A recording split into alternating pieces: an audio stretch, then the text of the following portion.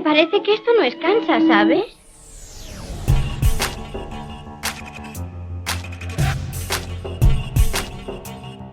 Bienvenidos a BRMU Podcast.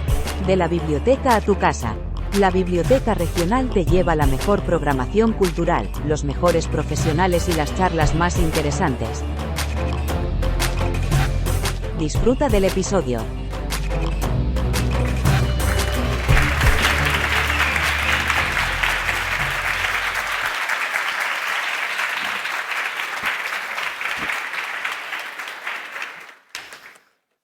Bienvenidos al ciclo sobre el canon literario. Hoy no vamos a hablar de una novela. Hablaremos de estructuras de poder y de ciudades que devoran a sus habitantes. Y lo haremos a través de una obra que es mecanismo de deconstrucción ideológica, La Regenta. La novela de Clarín, publicada entre 1984 y 86, se ambienta en Vetusta. Y aunque podamos ver un trasunto de Oviedo, Vetusta no es Oviedo. Vetusta es España. Es la España clerical, caciquil, burguesa e hipócrita, que duerme la siesta mientras digiere el cocido y la olla podrida. Es la España que Leopoldo Enrique García Alas y Ureña conoció, analizó y expuso en su obra. Vetusta es la España que vigila, juzga y castiga desde su entramado corrupto a quien no tiene posibilidad de elegir. Y Ana Ozores, su protagonista, no es una mujer, es una conciencia atrapada, una estructura de deseo reprimida, una víctima del lenguaje y la sociedad decimonónica que la define y la anula. Don Fermín de Pas, el canónigo, no ama, sentencia y domina desde la posición de poder que aporta su papel de confesor y guía. Álvaro Mesía, el amante, no seduce, se impone, cumple con su papel de galante, ambicioso y oportunista, y se alejará de ella sin asomo de duda cuando, consumada su relación, comience el escándalo. Víctor Quintanar, el marido de Ana, no logra calmar sus ansias ni satisface sus anhelos. Él sostiene torpemente la estructura social de un matrimonio, desde su pasividad. Ni siquiera cuando desafía a Mesía en duelo, al conocerse el adulterio, lo hará por amor a Ana, sino por cumplir el ritual vacío que una sociedad superficial y clasista exige para preservar las apariencias. Y además, perderá. Muerto Quintanar, el regente, Ana quedará sola, igual que lo ha estado siempre.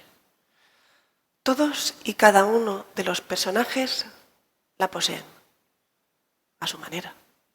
Todos ejecutan funciones ideológicas y Ana, nuestra Ana Ozores, que pierde hasta el propio nombre en el título de la obra en virtud de la posición de su marido, el ex regente, no vive. Es vivida por los discursos que la atraviesan. Ella ni siquiera será libre cuando se convierta en adúltera, pues ni aun entonces tendrá elección tampoco en su contacto con el placer. El entramado simplemente crea el escenario oportuno y la acción sucede. Y lo hará guiada por las palabras sentenciosas e irónicas de un cruel narrador que todo lo sabe. No, Ana no será la única mujer de la historia. Su criada, Petra, que en inicio parece ser fiel, después la traiciona desde sus celos de hembra y su envidia de clase.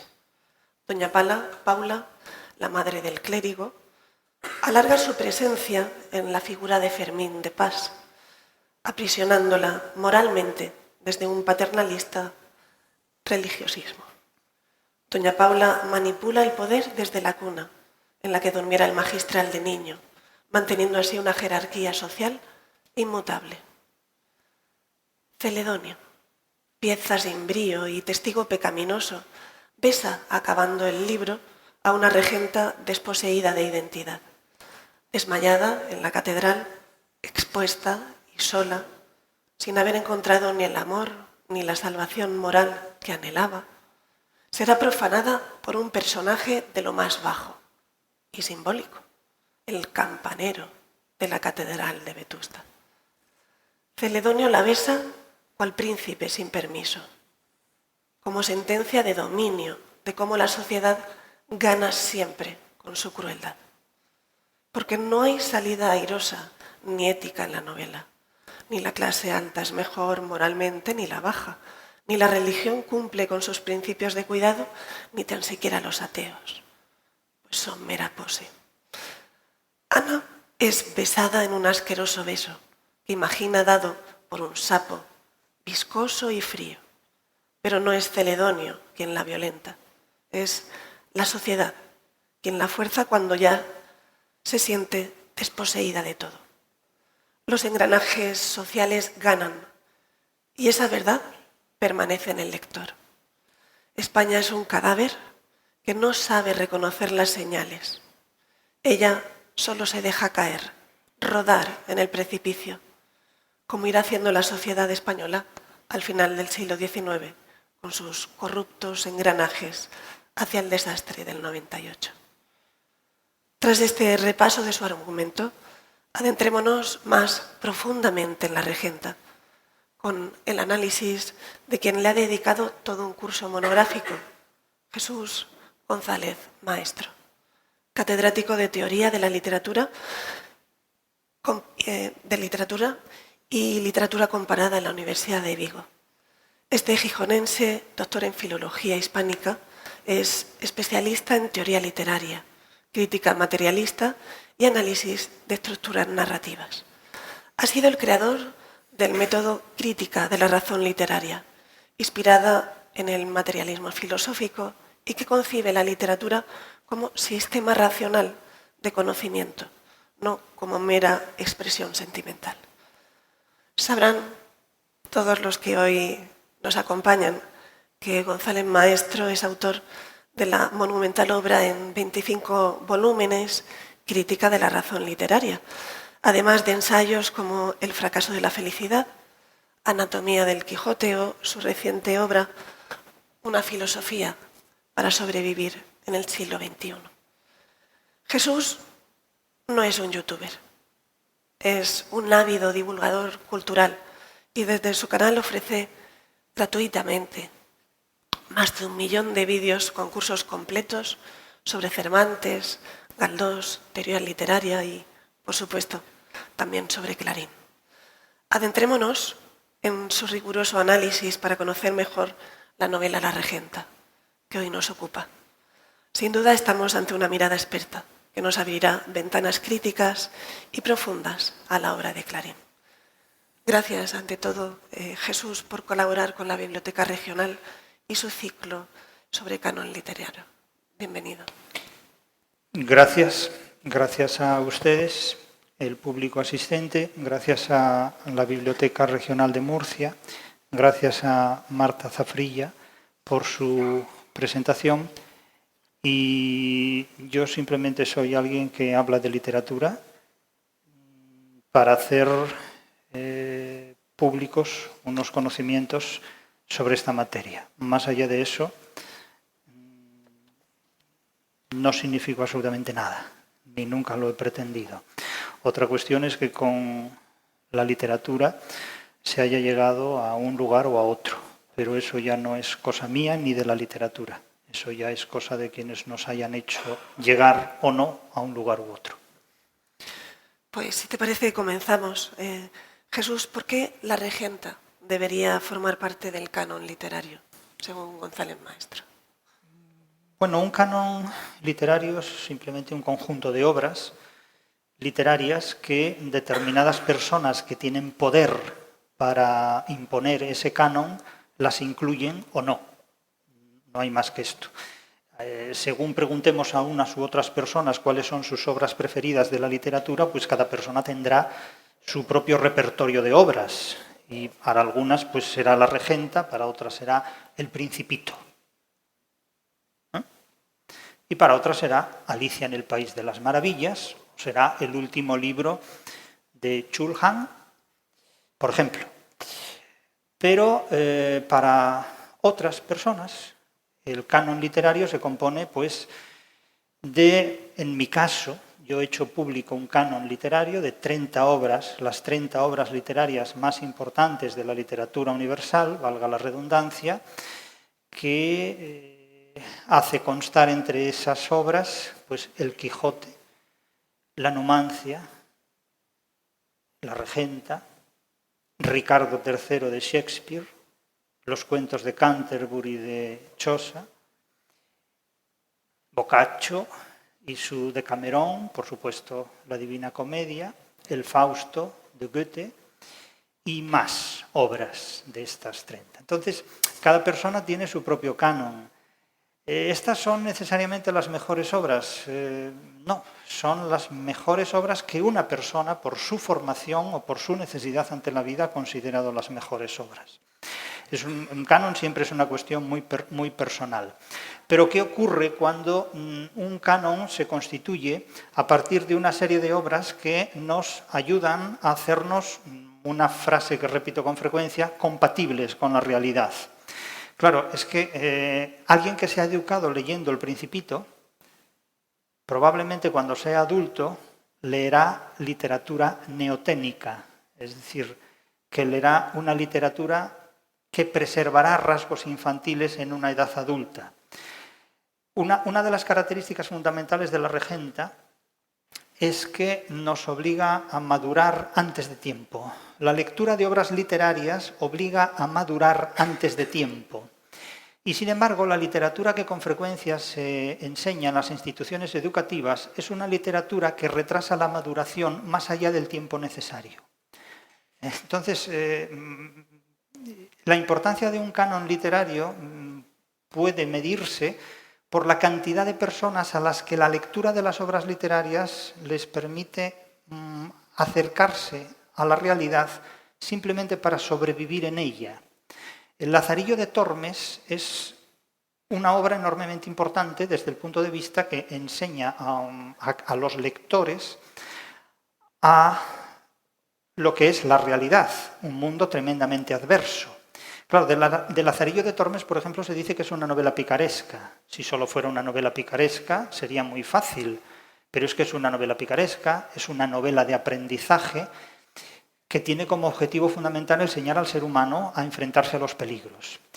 Luego llegaron los alemanes y creyeron inventar ellos la novela de aprendizaje. Y lo que hicieron los alemanes, sobre todo Goethe, con los trabajos de Wilhelm Meister, fue crear una novela de aprendizaje que era una nostalgia de la infancia para perpetuar los rasgos infantiles.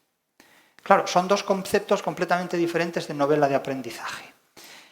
Uno, El Lazarillo de Tormes, preparar al ser humano para la madurez, y otro, Wilhelm Meister, vivir en la madurez echando constantemente de menos la infancia, es decir, el mundo infantilizado. Claro, evidentemente la constitución de un canon literario siempre va a estar en función de las capacidades intelectuales que tenga el ser humano, como el sentido del humor. Cada uno se ríe según las posibilidades intelectuales de las que dispone. Pues lo mismo ocurre con la literatura. Pero La Regenta, indudablemente, que es una novela que pone el dedo en muchas llagas humanas, pues siendo una novela larga y de lectura exigente, evidentemente habla de los secretos que más callan hombres y mujeres, que son los que tienen que ver con el deseo. El deseo, que es una estrategia que ninguna prevención puede detener. Si quieres, continuamos hablando del deseo, Jesús. Del deseo. La Regenta no es simplemente una novela sobre el adulterio. Del mismo modo que tampoco podemos reducir a esta categoría obras como Ana Karenina o Madame Bovary. ¿Cómo se articula el fracaso del deseo en La Regenta? Es que el deseo siempre está destinado en parte a fracasar, porque no se pueden satisfacer permanentemente todos los deseos que uno tiene. Eso sería imposible, vamos. El deseo es una estrategia que no tiene prevención. No se puede generar un ser humano que no tenga deseos. Freud tardó mucho tiempo en descubrir esto. Boccaccio lo descubrió mucho antes que Freud y no se sorprendió tanto. Es decir, el mundo católico convivía perfectamente con los deseos, pecando todas las noches y arrepintiéndose todos los días. Pero en el mundo protestante el deseo es un problema muy grande, porque la gente no es capaz de hacerse compatible con el deseo del mismo modo. Yo acudo siempre a la literatura porque, a mi juicio, la literatura es un arma de interpretación masiva y es un instrumento que permite explicar la realidad de forma que otras actividades humanas no lo explican del mismo modo. De hecho, cuando la psiquiatría pierde de vista la literatura, pierde de vista también la realidad. Hablando con algunos psiquiatras, ellos me han dicho, cuando yo leo a Quevedo, me dicen los psiquiatras, aprendo más psiquiatría de la que me enseñaron en la facultad. ¿Por qué? Pues porque la literatura de Quevedo enfrenta al ser humano con el control de sus propios deseos. El control del deseo no quiere decir la represión del deseo, eso es la solución que plantea Freud. El control del deseo quiere decir desarrollar la inteligencia suficiente como para satisfacerlo con éxito, con discreción y con prudencia, que son los grandes lemas del siglo de oro. La discreción, la prudencia y el triunfo, el éxito. Sucede que desde el siglo XVIII el modelo de éxito está monopolizado por el mundo anglosajón. Y el mundo anglosajón tiene un modelo de éxito muy público, muy narcisista y muy poco discreto. Sin embargo, en el siglo de oro todo el mundo inteligente, y era mucho más del que parece, ejercía siempre la satisfacción del deseo con mucha discreción. De hecho, Cervantes tiene un entremés, que es el entremés del viejo celoso, donde, esto ya alguna vez lo he contado, hay una mujer joven casada con un viejo, que es el tópico literario que desarrolla también la regenta. Y en un momento dado, pues este viejo malo, feo, antipático, desagradable, refunfuñón, o sea, lo peor que puede uno tener. Imagínense eso de marido, de cónyuge, y una chiquilla pues de 20 y tantos años, ¿no? La regenta tiene 27 años cuando comienza la novela, don Víctor Quintanar es casi sexagenario. Este viejo en un momento dado se tiene que ir a otro pueblo por un negocio. Y entonces la chica, que tiene una sobrina, que será o no sobrina, pero se llaman de tía y sobrina, que esto ya tiene sus connotaciones, le dice a la tía, tía, aprovechando que el señor tío se ha ido, yo tengo un galán que nos puede amenizar la tarde, ¿no? Y dice, ay, sobrina, pero ¿y la honra? Y dice, ¿y el holgarnos, tía? La frase es muy moderna, ¿no? Imagínense que la H se convierte en una fricativa. El folgarnos, tía, el holgarnos, vamos a dejarlo en H. Y el holgar, tía, el holgar, el folgar, tía. Y dice, ¿y si se sabe? Dice la tía, ¿y si no se sabe? Es decir, hay que aquilatar, o sea, tenemos garantías de que podemos cumplir con el deseo de manera satisfactoria, de manera eficaz, sí o no. Y la tía dice, si me aseguras que no se sabe, vale. Entonces, ¿quién me asegura que no se sabe? Dice, Ortigosa, la vecina. La vecina se llama Ortigosa, fíjense ustedes qué nombre. Y Ortigosa, que es la Celestina, pues evidentemente ha cobrado unos honorarios a un individuo para estar con dos mujeres, a las cuales también pues cobrará su factura en su momento. Y bien, se monta ahí la satisfacción del deseo, ¿no? Resulta que el viejo pues ha tenido una incidencia y ha tenido que volver y los encuentra todos en plena faena, imagínense ustedes. Eso es un entremés. Pero este tipo de obras no las encontrarán en la sociedad protestante contemporánea a Cervantes. Porque el mundo protestante desconfía enormemente de la literatura, porque sabe que la literatura puede fiscalizar la autoridad, y desconfía enormemente de la ficción, porque sabe que la ficción puede cuestionar la autoridad. Y eso lo ve con muy malos ojos, Entonces, el deseo es algo inextinguible a todo ser vivo, a todo bicho viviente. Y el ser humano es una de las criaturas más sofisticadas a la hora de articular la satisfacción del deseo. Claro, ¿qué ocurre en La Regenta? Es la misma anécdota que El viejo celoso. Lo que ocurre es que se desenvuelve en un contexto mucho más sofisticado. En una sociedad como la vetustense, con un marido que es la inocencia anacrónica, porque es un hombre infantil completamente, infantil pero sexagenario, no senil, no llega todavía a la senilidad, sino simplemente es un personaje neoténico, es un personaje que padece neotenia, es decir, la preservación de características pueriles en un organismo adulto. Hace un uso lúdico de la comedia calderoniana, irónicamente eso será terrible, y no observa que su mujer, que es joven, tiene un deseo que él no satisface. De hecho, la regenta es el germen de muchos aspectos de Lorca. El precedente de Bernarda Alba es la madre del magistral, es doña Paula. Es una mujer feroz, terrible. Odia al resto de mujeres porque son enemigas de su poder, pueden arrebatarle a su hijo. Y paralelamente, Ana Ozores es el caso de Yerma. De alguna manera representa el caso de Yerma, es una mujer totalmente insatisfecha.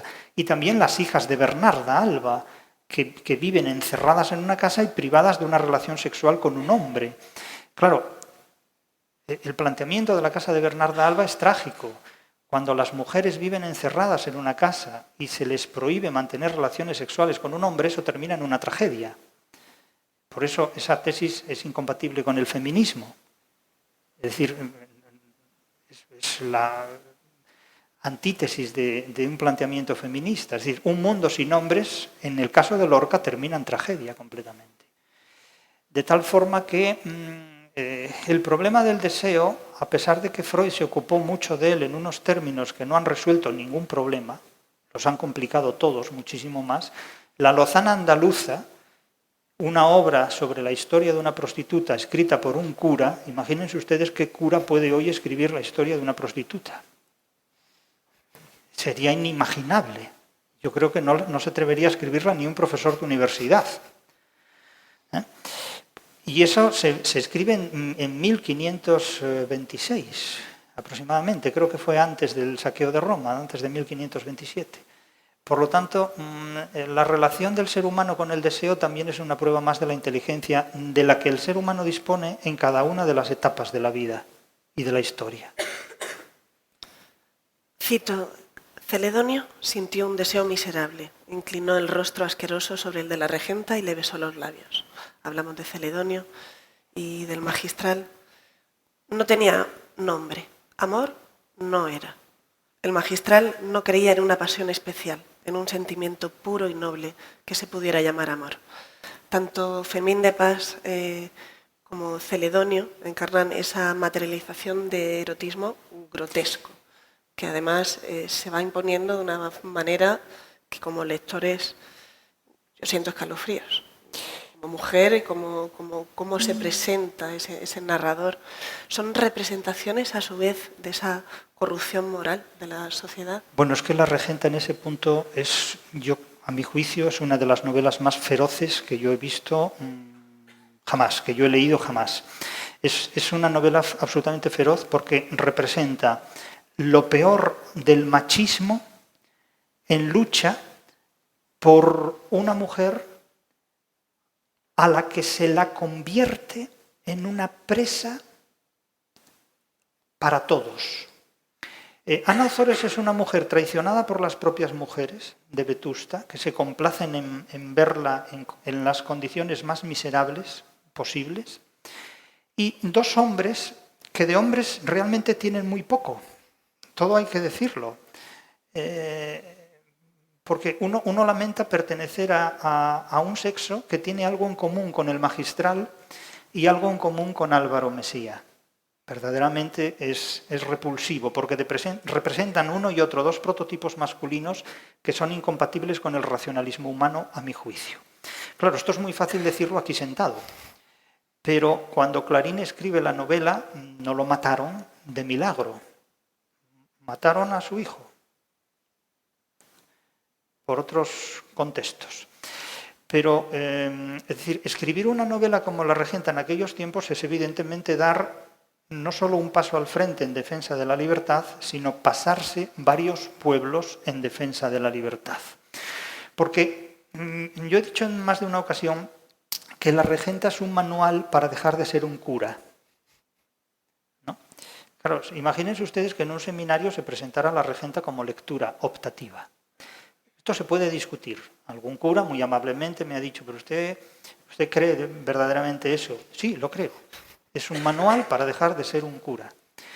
Y también es un manual para dejar de ser un don Juan. Y para dejar de ser un hijo de lo que no se debe ser, desde el punto de vista del comportamiento humano. Porque Álvaro Mesía no cree en lo que hace, simplemente es un juego, casi una apuesta, para demostrar que todavía a su edad puede engañar a una persona. Y el caso del magistral, debo decir solamente a su favor, que es el único hombre que se toma a la regenta en serio.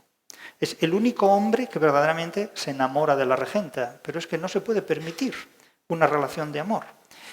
Por eso él mismo dice que es la cáscara de un cura. Dice, yo soy ya la cáscara de un cura, yo no soy un cura, yo soy realmente alguien que está enamorado de una mujer porque no sabe nada ni de los hombres, ni del amor, ni de las mujeres. No sabe absolutamente nada. La única mujer con la que ha tratado ha sido su madre.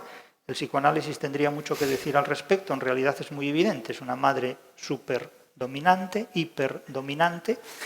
Y evidentemente el magistral, la única relación sexual que tiene es con sus asistentes, con sus criadas, con Teresina, que está encantada con eso, por cierto. Se recordará, todo el mundo recordará esa imagen fálica, erótica, donde el magistral moja el bizcocho con chocolate y se lo da a comer a ella y ella le sabe ese bizcocho, pero vamos, a gloria bendita, y a él también.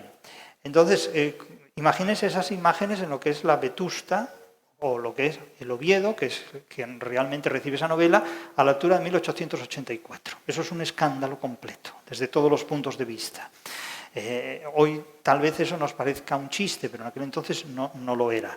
Y La regenta es una novela muy fuerte en este punto, porque además complica enormemente la relación amorosa triangular. No es el marido, el amante y la mujer adúltera, sino que es un marido que será el precedente de los cristovitas lorquianos. El amor de don Perlimplín con Belisa en su jardín es el prototipo del varón edípico, del varón impotente, del varón sexualmente desarmado, que no cumple sexualmente con nada, porque no tiene capacidad, está pensando en Calderón de la Barca y tal, que no digo yo que sea mala cosa pensar en Calderón de la Barca, pero no a todas horas, es como el que pasaba sus noches con Virgilio, y ya saben a qué me refiero, si acaso, ¿no? Borges decía, es que mis noches están llenas de Virgilio. ¿Y qué quiere que le diga? Pues que... ¿Todas? Hombre, vamos a ver. No hay horas en el día para estar con Virgilio. Yo no me metería en la cama con Virgilio, desde luego. No.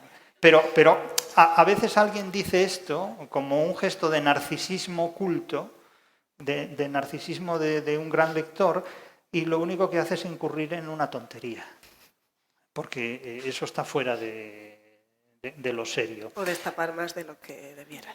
Claramente, porque eso no... Es decir, los alardes, tanto en un sentido como en otro, están fuera de... No tiene ningún sentido. No, eso no tiene ningún sentido. Y el caso de Víctor Quintanares es el caso de un pobre hombre que no conoce la realidad que tiene, y lo único que se puede decir a favor del magistral es que es el único varón, el único hombre que se toma a la regenta en serio. El único que está verdaderamente enamorado de ella de verdad. Pero es que la sociedad no permite su secularización, y menos aún lo permitiría su madre, doña Paula. Eso es imposible, es inviable completamente. Sería perder el control. Además. Sería perder el control, el poder, la reputación y absolutamente todo. Es decir, la gran inversión de doña Paula es el magistral, es su hijo. O sea, doña Paula ha sufrido violaciones por sacar adelante a su hijo. Ella era una tabernera, ella tenía un bar donde servía alcohol a mineros en Asturias. Es decir, ella era un virago, era una mujer que tenía un poder, era capaz de enfrentarse a mineros. Hoy día en Asturias ya no hay los mineros que había tiempo atrás, pero sé de lo que hablo. Es decir, enfrentarse a un grupo de mineros era perderlo todo.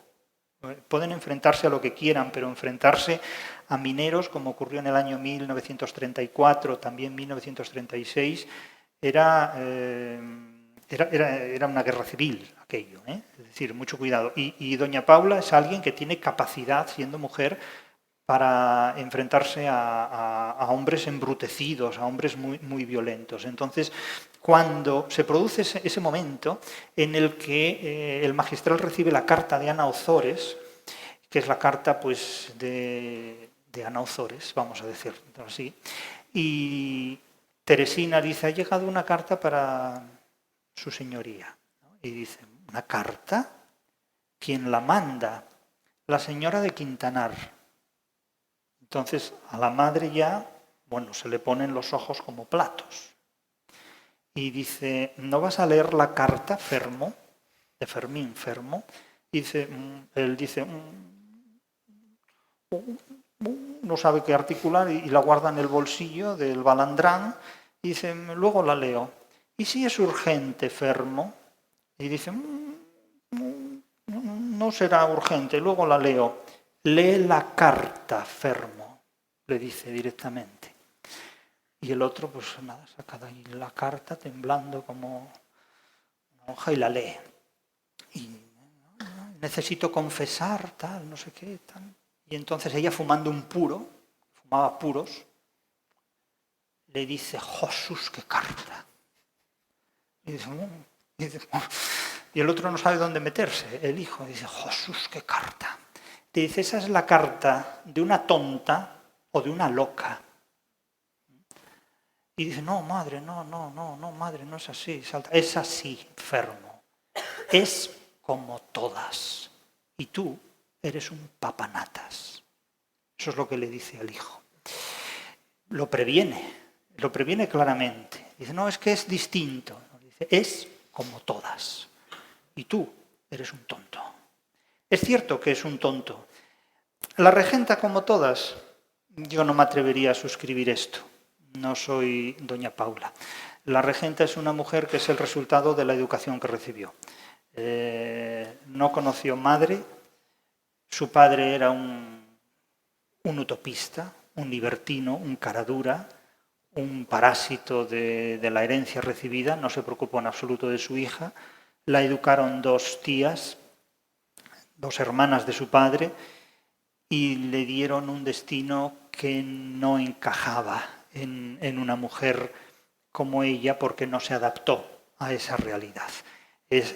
Básicamente era una mujer muy vulnerable, no solo emocionalmente, sino intelectualmente también. Es una mujer inmadura, es una mujer completamente inmadura, pero no encontró ninguna solución. Y además, toda Vetusta la convirtió en un chivo expiatorio, de alguna manera para disimular sus propios vicios y decir, siempre hay alguien peor que nosotros, y es la regenta, que va de pura, de casta y de virginal, y sin embargo es como todas. Tenía 27 años. Sí. La juventud huía. 27 años de mujer eran las puertas de la vejez. Y no había gozado una sola vez de esas delicias del amor. La crueldad con la que presenta continuamente a los personajes, especialmente se ceban en ella. Es que hay Ese narrador. el narrador de la regenta es el personaje más inteligente de la novela, lo cual no es mucho decir porque el resto de los personajes de la novela creo que no pasarían un test de inteligencia de los básicos, realmente.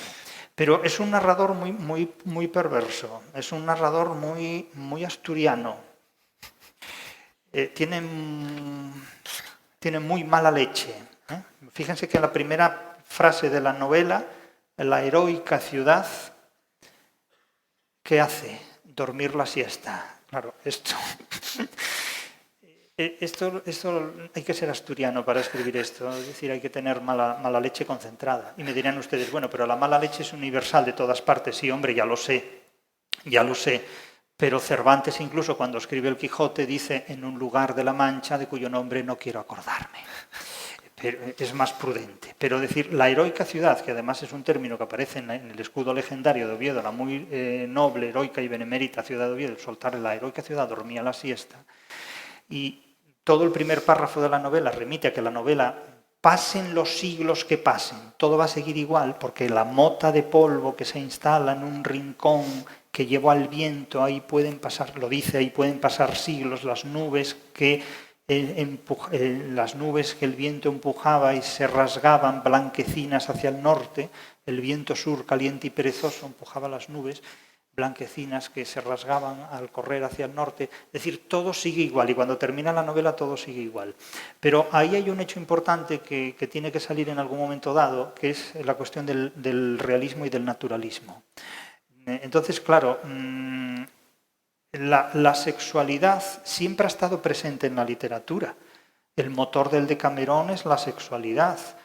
En la Ilíada la sexualidad es tan importante que hasta los dioses participan en ella. Es decir, los dioses de la Ilíada son los que más folgan, vamos a decirlo así, los que más holgados están de todos, ¿no? Holgan más que los mortales. Entonces, la literatura siempre ha sido muy liberal con estos asuntos. Los que han sido muy prohibitivos con estos asuntos han sido las religiones, a las que siempre les parece muy mal que la gente esté holgada, las filosofías hay muchas y casi todas incompatibles unas con otras. Pero cuando la filosofía asoma la cabeza, suele asomarla para ladrar. De hecho, yo he dicho muchas veces que Platón escribió su filosofía ladrando contra la literatura. ¿Pero por qué le molestaba a Platón tanto la literatura? No le gustaba la literatura para nada. Y entonces ladraba contra la literatura. Hay que echar a los poetas están locos. Bueno, pues anda, que una república como la que usted escribe en su libro, no sé yo dónde deja sitio ya para el manicomio, ¿no? Entonces, claro, depende de dónde nos pongamos. Pero la religión, la filosofía y luego las diferentes ideologías políticas, esto no se puede hacer, aquello no se puede hacer, lo demás no se puede hacer. La literatura no ha sido nunca prohibitiva. La literatura ha dejado hacer muchas cosas. Ahora bien, ojo donde te metes. Actúa con discreción, actúa con prudencia. Allá tú lo que hagas, pero no es tan prohibitiva. Y de hecho, la gran diferencia, claro, entre el realismo y el naturalismo, por ejemplo, es que el realismo presenta personajes en los que la libertad es posible. El propio personaje escoge entre ser o no ser esto o aquello y luego asume sus consecuencias. En el caso del naturalismo, el personaje no tiene libertad. Es como si estuviera totalmente inducido a caer en el adulterio. El caso de Ana, no. Si La Regenta fuera una novela naturalista, Ana hubiera caído en el adulterio en el primer momento. No hubiera estado oscilando de esta manera, no habría tantas reflexiones acerca de ser o no ser una mujer adúltera y en el caso de serlo, cómo serlo, ¿no? Es decir, hay una puerta abierta a la libertad. Y esto es enormemente importante, por eso La Regenta sigue siendo todavía una novela muy importante, porque vivimos hoy unos tiempos donde aún recientemente un científico que hablaba en nombre de la ciencia decía que todo estaba ya escrito y que no teníamos libertad. Yo pregunto, ¿y dónde está escrito eso? ¿En el firmamento? ¿En la cosmovisión? ¿Dónde está escrito que no tengamos libertad? Pero tradicionalmente a la religión, a la filosofía y a las ideologías no les gustaba la libertad humana. Y ahora resulta que a la ciencia tampoco le gusta la libertad humana. ¿Podría suscribir Galileo estas palabras? La ciencia y la literatura han sido discursos que siempre han defendido la libertad humana, frente a otros que se han opuesto a ella en nombre de una creencia religiosa, de una creencia filosófica o de una creencia ideológica y política. Pero la literatura es un discurso de libertad y la ciencia, para poder desarrollarse, exige libertad. Entonces, claro, me inquieta mucho ver que hay determinados científicos que dicen es que la ciencia nos asegura que todo está ya escrito y que no tenemos libertad. Bueno, mire, no la tendrá usted, ¿eh? Pero en la mía no se meta. Porque si ese señor hubiera leído La vida y sueño de Calderón, se habría dado cuenta de que Calderón, titulando una obra La vida y sueño, construye un personaje como Segismundo que dice: la vida no es un sueño, porque a mí me han engañado haciéndome creer que era rey, y me han engañado privándome de libertad, metiéndome en una mazmorra. Y si todos los animales son así, teniendo yo más vida, tengo menos libertad. Entonces, yo siempre desconfío enormemente de la gente que dice que no tenemos libertad, porque eso me hace dudar de un futuro gestionado por mentalidades así. Entonces, sí hay filosofías que defienden la libertad humana, unas con la boca grande, otras con la boca pequeña y otras ladrando. Y también hay obras literarias que defienden la libertad humana con la boca grande y con la boca pequeña. Eso según y cómo. Pero La Regenta es de las obras literarias que defiende la libertad y que advierte que cuando el ser humano elige una opción equivocada, el desenlace es el fracaso, no la felicidad. Eso es lo que básicamente enseña una obra como esa. Porque para acabar en las fauces de Celedonio, triste final. Además, los personajes están muy semantizados por el color de los ojos.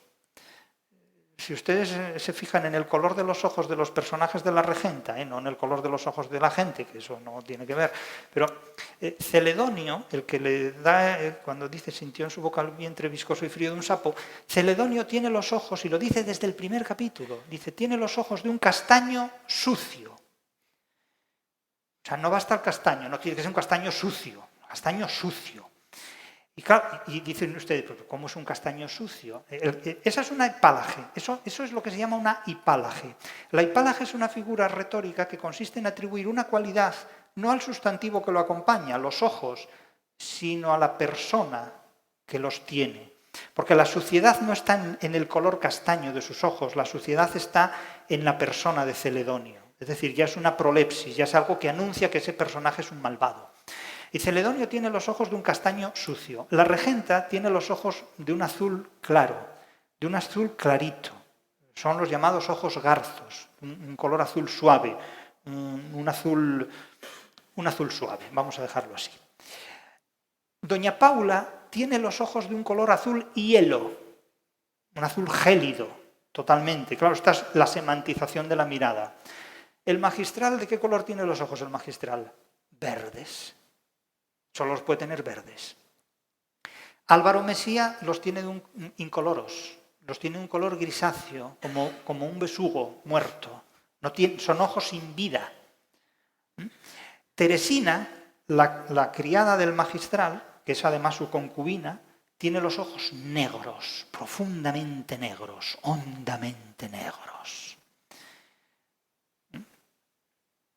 Y así sucesivamente hasta Petronila Rianzares. Petronila Rianzares es una señora ya mayor a la que llaman el Gran Constantino, en honor a los favores que presta a la institución eclesiástica. Y esa dice, el narrador de ella, que tiene los ojos como avellanas, con los ojos saltones, amarillos, podridos, una cosa esperpéntica. Es decir, que ya solo la caracterización cromática de los ojos ya determina el valor semántico en función del cual la moralidad de esa persona o de ese personaje actúa en toda la novela. Por eso digo que la literatura es una construcción tan compleja que requiere pues muchas lecturas y muchos análisis, ¿no?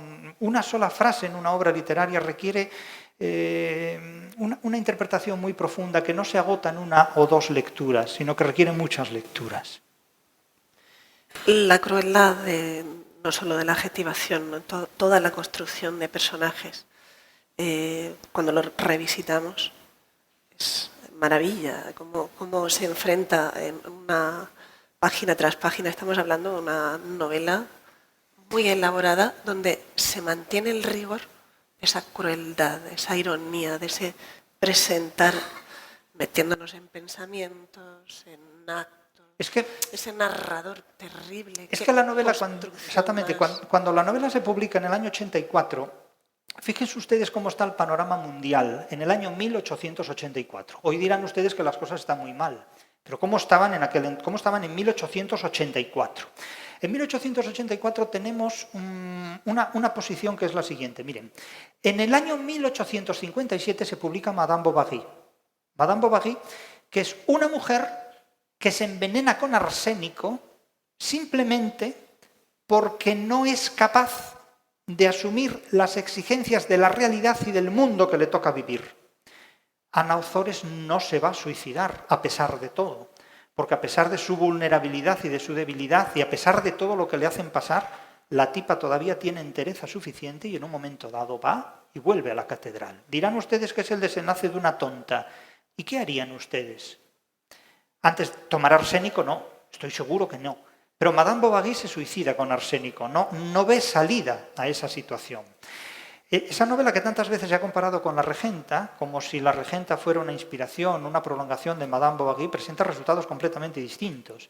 Pero es que vamos a algo más importante. En 1864 en 1866 se publica Crimen y Castigo. Crimen y Castigo, de Dostoyevsky. Dostoyevsky presenta como protagonista de esa novela a un psicópata, pero un psicópata de estos que si ustedes se lo encuentran en el ascensor cuando entren en su casa, la velocidad de la luz de Einstein queda reducida a nada porque echan a correr superando la velocidad de la luz. Invalidan la teoría de la relatividad. Raskolnikov es un psicópata de 3 pares de lo que no digo. 1966. Claro, no encontraremos esos personajes en La Regenta, no hay eso, no hay esas patologías, porque La Regenta es una novela realista, no naturalista. La gran diferencia entre el realismo y el naturalismo es que, para que ustedes entiendan, el realismo es una mano y el naturalismo es el dedo de una mano. El realismo es un género y el naturalismo es un subgénero del realismo. ¿Y cuál es la característica del naturalismo? La característica del naturalismo es que pone en circulación personajes patológicos, enfermos, pero no enfermos cualesquiera, enfermos nivel Raskolnikov para arriba. De estos que matan con un hacha a una vieja para resolver los problemas de la pobreza en el mundo, que es el objetivo de Raskolnikov. Claro, eso es muy enfermito. Entonces, claro, el naturalismo básicamente lo que trata de subrayar es cómo determinadas condiciones sociales y fisiológicas generan seres humanos de esa naturaleza. Y esto fue lo que, creado en un ambiente europeo, Emilio Zola se lo apropia exclusivamente para sí. Porque el naturalismo ya existía mucho antes que Zola, pero Zola presenta su novela naturalista en 1967, el mismo año en que nace Rubén Darío, por cierto, en Thérèse Racan. Es donde se presenta la primera novela tipificada como naturalista por Zola, porque ya, el naturalismo ya existía en el Lazarillo de Tormes.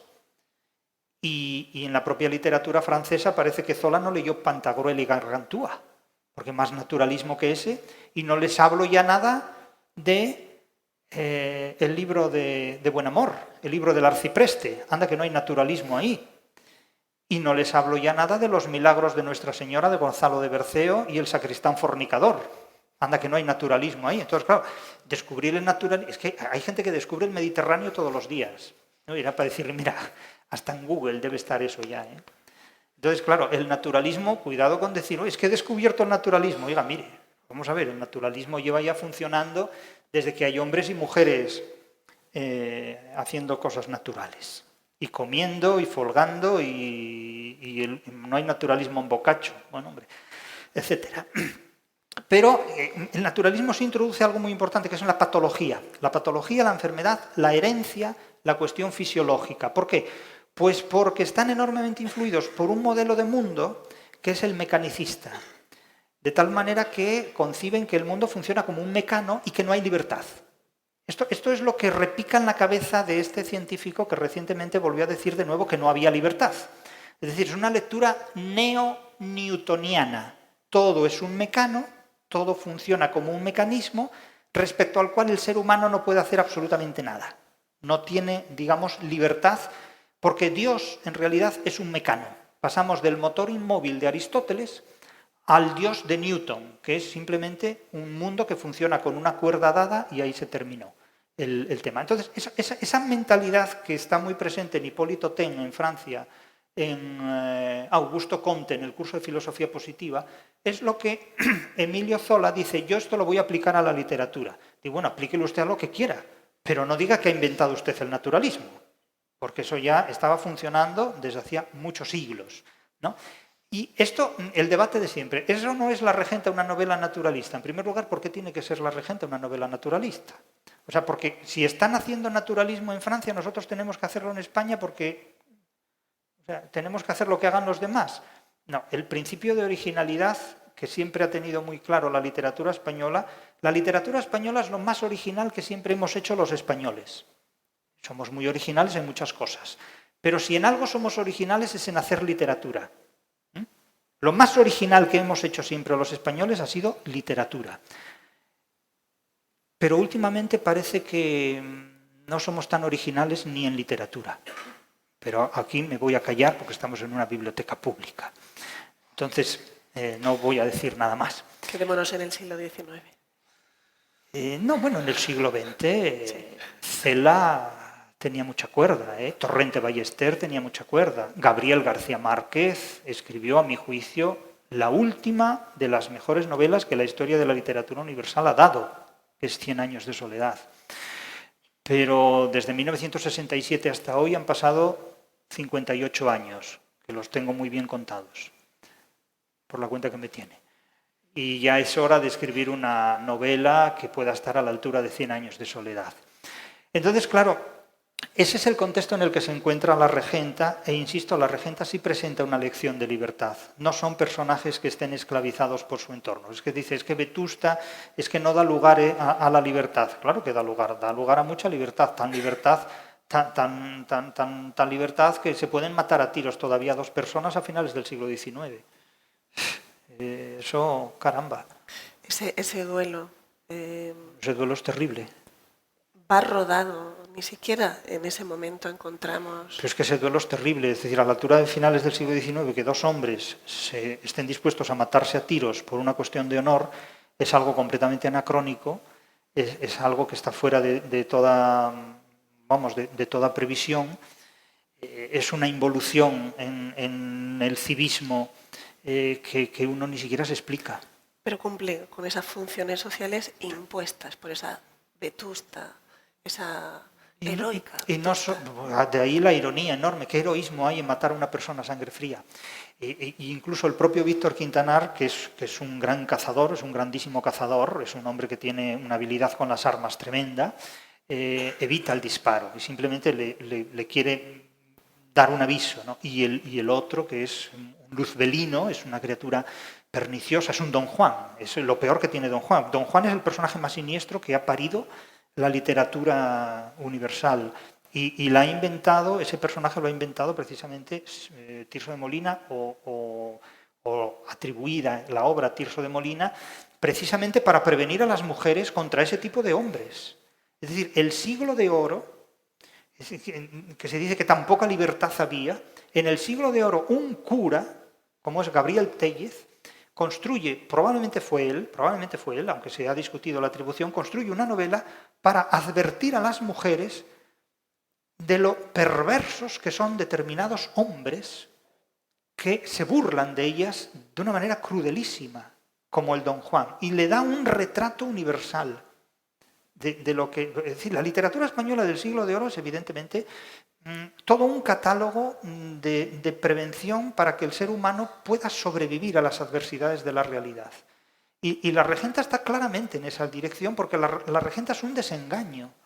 La regenta vuelve a recordar de nuevo a las mujeres que no se dejen engañar por este tipo de hombres. Y también advierte a los curas que dejen de serlo. Es el mensaje de la regenta. Es una sociedad que apuesta por el laicismo, por la secularización, que fue otra de las falsas promesas de la Ilustración. La Ilustración nos prometió a todos una sociedad secularizada, una sociedad donde la religión se separara del Estado. Pero si es la sociedad protestante aquella en la que ha metido la religión hasta en las mayores y más profundas raíces del Estado. Es la que menos separación tiene entre Estado y creencia religiosa. Es decir, Kant dice, atrévete a saber que si luego nos plantea un mundo ideal, Kant y Hegel, un mundo totalitario, con un Estado totalitario, ha sustituido a Dios por el Estado. Y hoy el mundo ha sustituido el Estado por el mercado, que es el nuevo Dios. Ese Don Juan llega incluso a dominar a la sirvienta, que también tiene engañada, para llegar a Ana. Bueno, es que Don Juan seduce a todo el mundo. Don Juan es un narcisista maligno que seduce a todo el mundo para destruirlo. Que es el problema del narcisista maligno, es que no tiene ningún tipo de sentimientos. Arrolla. Y manipula al rey. Pero esto lo sabe la psiquiatría, es un tema de moda. Esto lo ha explicado el psicoanálisis más reciente, la psicología y la psiquiatría. El Don Juan masculino es un narcisista maligno peligrosísimo, pero lo mismo se puede dar en mujeres también. Quiero decir, gente que vive para destruir a los demás y para amargar la vida a los demás. Y claro, eso hay que evitarlo siempre. El caso de Álvaro Mesías, una persona que tiene poder, vive en una sociedad totalmente patriarcal, donde la mujer no tiene alternativa a lo que ahí ocurre. Él es un vivales completo, es un libertino, y ha pasado toda su vida ociosamente viviendo de esa manera. Y con una corrupción política también muy grande, porque está, digamos, combinado con el jefe del Partido Conservador, que es el Marqués de Vegallana, y entre los dos se reparten el botín de lo que fue la restauración de 1872, que la novela también critica enormemente la política en ese punto. Es decir, no solo critica a la Iglesia, critica enormemente al Estado. Esa ciudad de escenario se convierte en un personaje en sí. Sí, claramente, es el personaje colectivo, es el personaje colectivo, pero es que Vetusta no solo es el trasunto de Oviedo, Vetusta es el trasunto del mundo. Pero es que Vetusta es la comunidad de vecinos. Si ustedes viven en una comunidad de vecinos, piensen cómo es su comunidad de vecinos. Pues como todas, España en pequeñito. Una comunidad de vecinos es fulano contra mengano, fulanito dijo esto, pues fulanita dijo lo otro, porque la mujer de no sé quién, porque el marido de no sé cuántos, porque el hijo de no sé quién. Eso es así. Y Vetusta es una comunidad de vecinos muy grande, ampliada.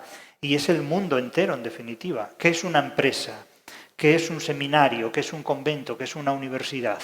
Pues un lugar donde diferentes personas trabajan y donde hay conflictos, envidias. ¿Cómo es la relación de los canónigos entre ellos? El capítulo 2 de la Regenta se habla perfectamente de la relación que tienen los canónigos entre sí. Entonces, cuando el magistral está confesando durante 2 horas, que tiene tela, una confesión de 2 horas, a la regenta, claro, se arma la de Dios, porque Celedonio y sobre todo Glosta, al que llaman uno que anda cojeando y tal, se burlan de él, pasaba cada poco por el confesionario del magistral cronometrando cuánto duraba la confesión. Y el chivato de doña Paula le va a contar inmediatamente a doña Paula todo lo que ha visto y doña Paula le paga por contar eso. Es decir, que las miserias y las bajezas que hay ahí, como todo el comercio de simonía, es decir, el magistral cada poco obligaba a cambiar todos los instrumentos litúrgicos para que los compraran de nuevo en la tienda que gestionaba la madre del magistral. Es lo que hoy hace el mercado. El mercado pone en circulación productos que tienen una obsolescencia programada para que dentro de un año o menos tengamos que reemplazarlos. Eso ya lo hacía doña Paula, la madre del magistral, sabiamente, ¿no? Y de hecho arruina a un pequeño comerciante que es don Santos Barinaga. Eso ya lo presenta. Hay toda una teoría del comercio y de la actividad mercantil. La relación entre derecho mercantil, mercado, finanzas y literatura está muy cantada en todos esos aspectos. Es decir, que la Regenta es un manual del comercio. No diré bueno o malo, eso ya es una cuestión de cada uno.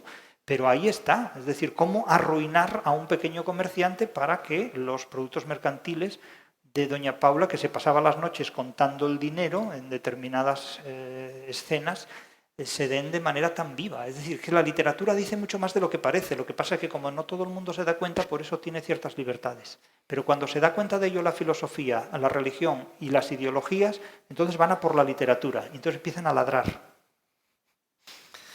¿Qué ofrece hoy en día la regenta para entender esas estructuras de poder? ¿O qué podemos hablar? El desengaño.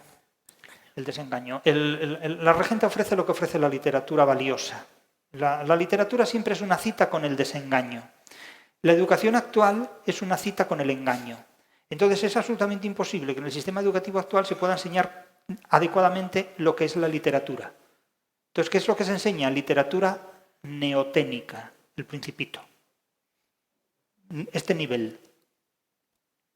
En Harry Potter. Este tipo de cosas. Pero eso no es literatura, eso es literatura neoténica. Y digo más, la crítica literaria va en esta dirección. ¿Qué crítica literaria se puede ejercer cuando lo que se enseña es una literatura para niños, una literatura neoténica? Y aquí me corrijo, porque una literatura para niños pueden ser las versiones que Rosa Navarro hace del Quijote. Pero el Quijote no es para niños. Puede haber versiones para niños del Quijote, pero esa versión tendrá que hacerla un especialista. Pero es que el Principito ya está hecho de fábrica. Por eso he dicho muchas veces que un niño que crezca leyendo el Principito tiene todas las probabilidades de convertirse en un adulto neoténico que cuando se enfrente con un soneto de Quevedo no sepa qué quiere decir el soneto de Quevedo. Porque la literatura conduce al desengaño. La educación que vivimos hoy día básicamente conduce al engaño, a un mundo engañoso, que es todo lo contrario de lo que plantea la literatura del siglo de oro, el desengaño. Sobre todo el Quijote. El Quijote es un desengaño absoluto. Por eso he dicho muchas veces que no se puede leer el Quijote desde la perspectiva de los idealistas, porque si algo enseña el Quijote es que el idealismo conduce al fracaso. De hecho, Don Quijote fracasa por ser un idealista. Y cuando ya deja de ser idealista, entonces se reconcilia con un racionalismo que lo hace compatible con la realidad, ¿no? Y eso que en el Quijote hay mucho naturalismo, pero el Quijote siempre salvaguarda a los seres humildes. Las novelas naturalistas presentan a los seres humildes como corrompidos, viciosos, alcohólicos, drogadictos, psicópatas, locos. Y eso hace un flaco favor a la clase media y a la clase baja. Sin embargo, Cervantes, cuando trataba a la gente humilde, siempre la respetaba mucho. De hecho, ustedes nunca verán que Sancho Panza es ni bebedor, ni borracho, ni lascivo.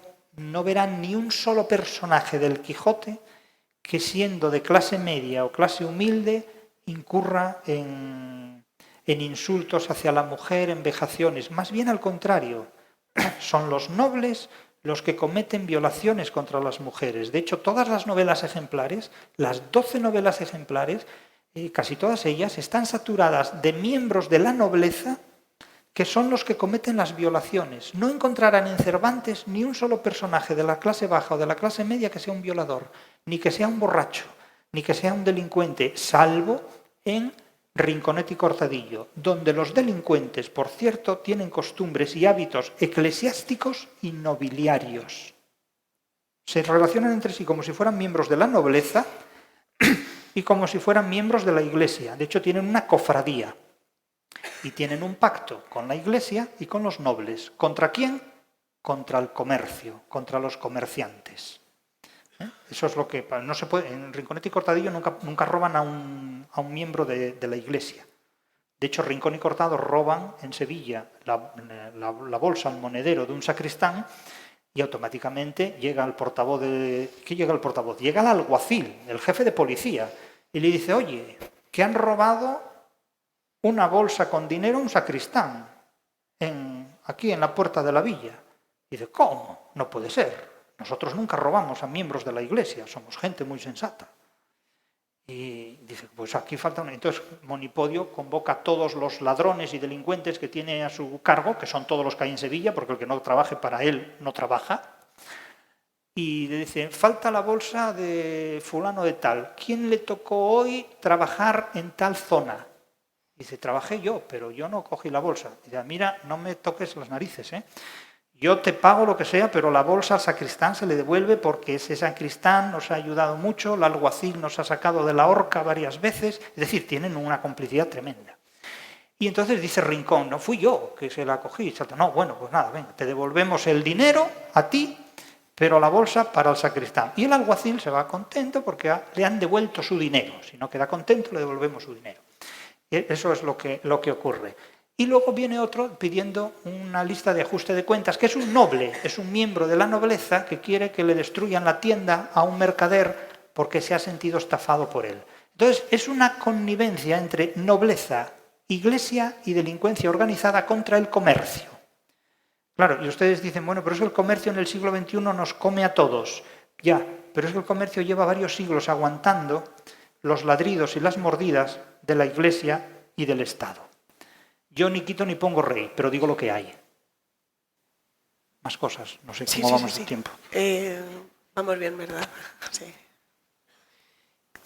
Acerca de esa conciencia atrapada, ¿no? Voy a insistir en la figura del narrador. Me interesa muchísimo cómo se llega a construir con esa precisión.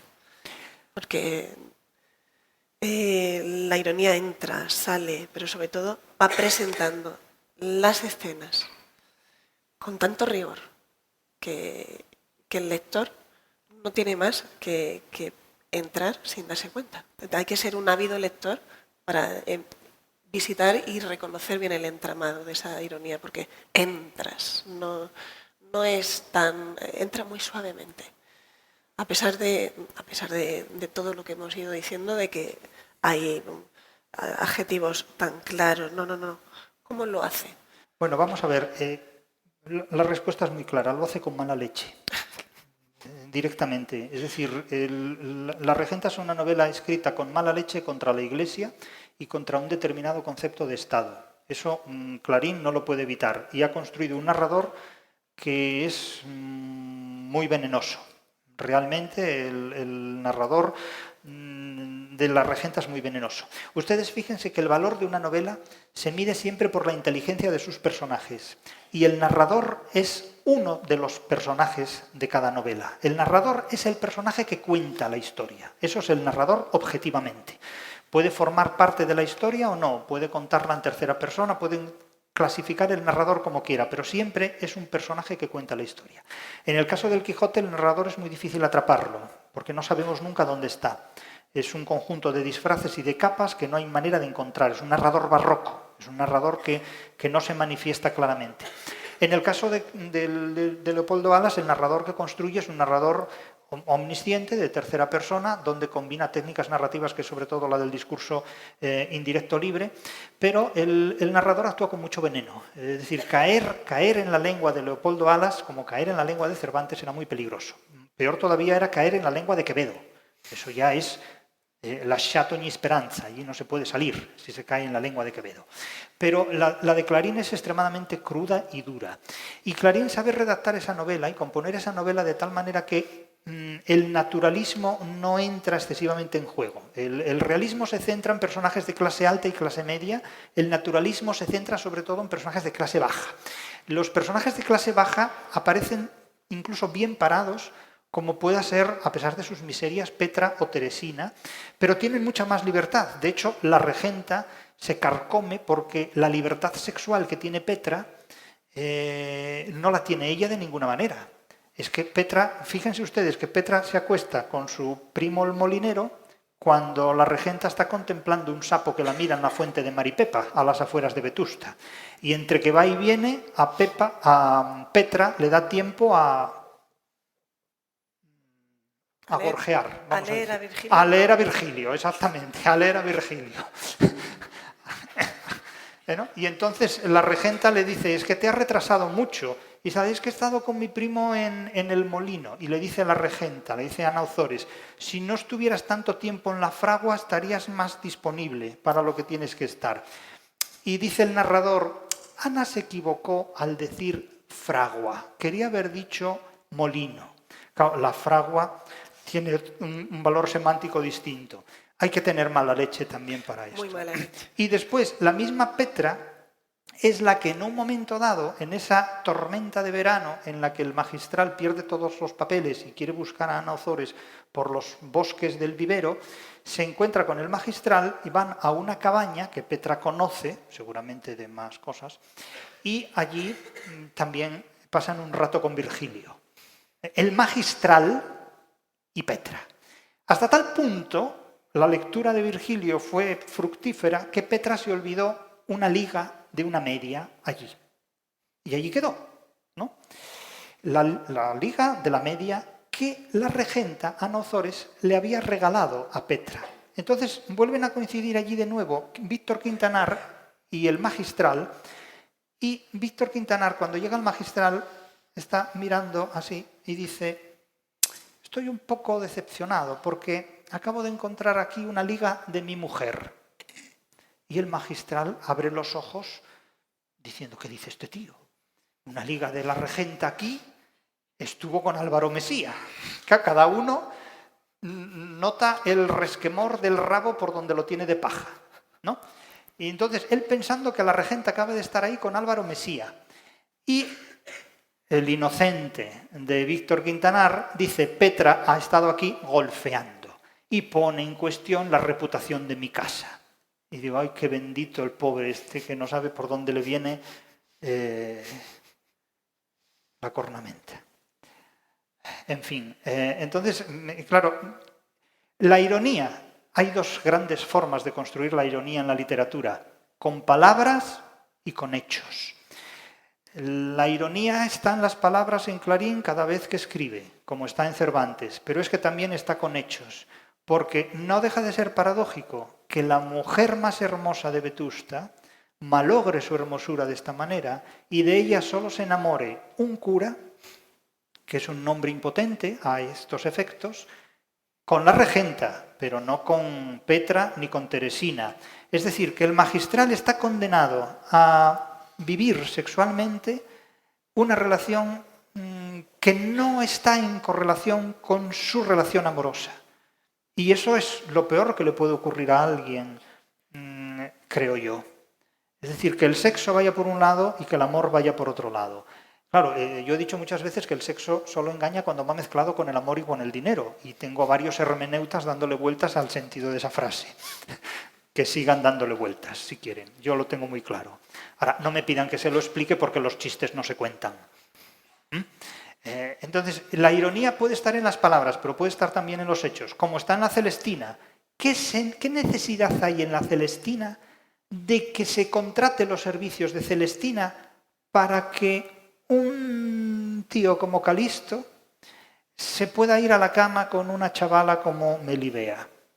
Pues porque Calisto es otro Don Juan en potencia, no tiene ningún amor por Melibea, simplemente quiere mantener con ella una relación sexual y después hasta luego y la siguiente. Claro, esto no es lo que piensa Melibea, y Melibea es una de las mujeres que la literatura ya presenta como engañadas precisamente por este prototipo masculino.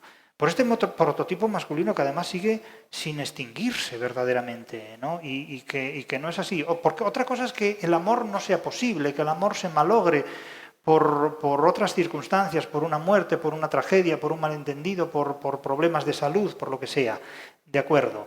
Pero cuando no hay amor en ningún momento, porque no lo ha habido nunca, eso para muchas mujeres ha sido una tragedia. Porque lo han pagado en el caso de Melibea con la vida, y en el caso de Ana Ozores lo ha pagado con la vida pública, que es otra forma de muerte, el descrédito, la deshonra. Entonces, La regenta indudablemente es una novela que tiene una gran actualidad, porque introduce reflexiones sobre la relación sexual y sobre la relación amorosa que van mucho más allá de los modelos de vida anglosajones, a través de los cuales muchos de los comportamientos humanos de los que somos herederos hoy se desnaturalizan completamente. Tengan en cuenta que hoy día las relaciones sexuales entre la gente se han mediatizado por muchos factores y por muchos aspectos, se han deteriorado enormemente Y la literatura, no digo yo que sea un manual de las relaciones sexuales, pero la novela de la regenta en muchos aspectos nos dice muchas cosas sobre estos asuntos, como la propia Celestina. Es decir, el sexo es algo con lo que convivimos, es algo con lo que tenemos que convivir. El sexo, el amor y muchos otros impulsos que se gestionan a través de deseos que, cuando discurren de forma incompatible con la realidad, nos inducen al fracaso. Y eso es una de las interpretaciones posibles, entre otras muchas, que tiene una novela como La regenta. Ana Forés al final cae en ese idealismo romántico que la formación le ha ido llevando a engaño, o simplemente es la propia sociedad la sentencia. Es que la sociedad vende el idealismo y el que lo compra lo paga carísimo, porque el idealismo conduce al fracaso siempre. El idealismo es muy bonito al principio porque pinta un mundo feliz, un mundo perfecto, un mundo color de rosa, pero el idealismo conduce al naufragio, conduce al fracaso, conduce al enriquecimiento del que lo vende y al fracaso del que lo compra. Y sin embargo el idealismo tiene muchísimos defensores. Está muy mal visto hablar en contra del idealismo. La gente dice, es que somos idealistas, es que tenemos que ser idealistas. Incluso algunos dicen, montamos una empresa con idealismo. Si usted monta una empresa con idealismo, usted no llega a los 30 días naturales. Porque el dinero es incompatible con el idealismo.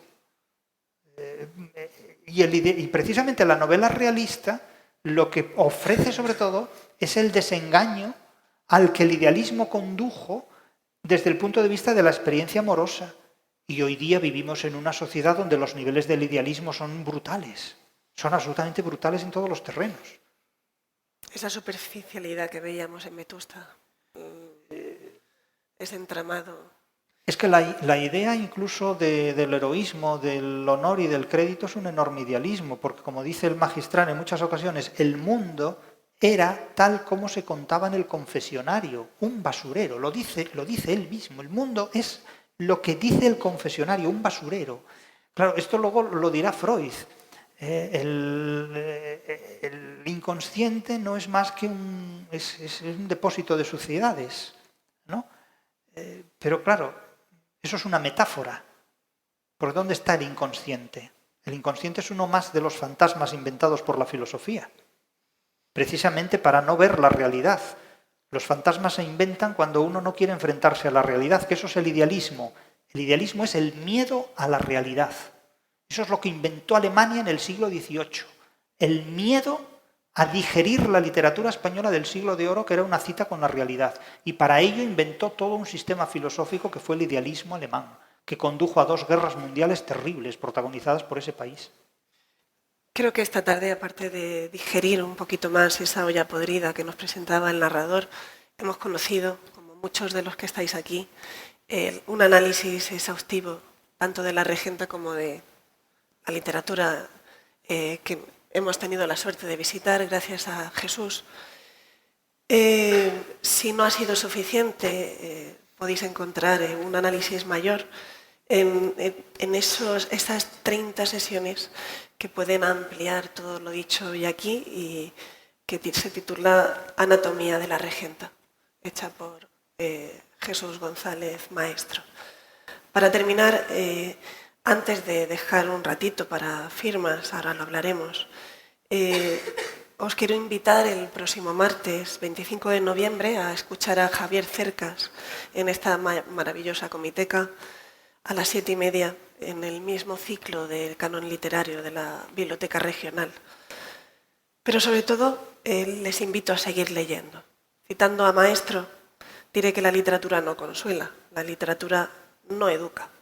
La literatura no embellece, la literatura disecciona. Y la regenta es un bisturí puro.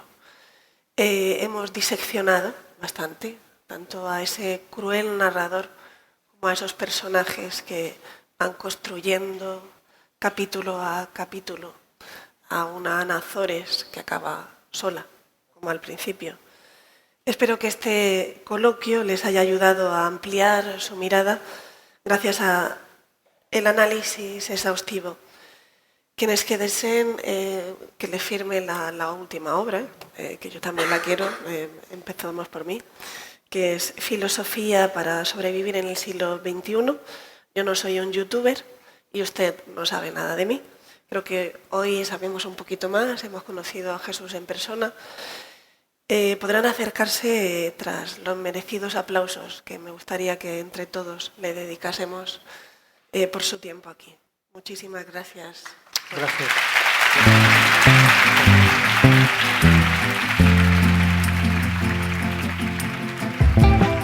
Acabas de escuchar otro episodio de BRMU Podcast. Suscríbete, dale a me gusta y comparte. Ha sido un placer para nosotros tenerte por aquí. Nos vemos en el próximo audio.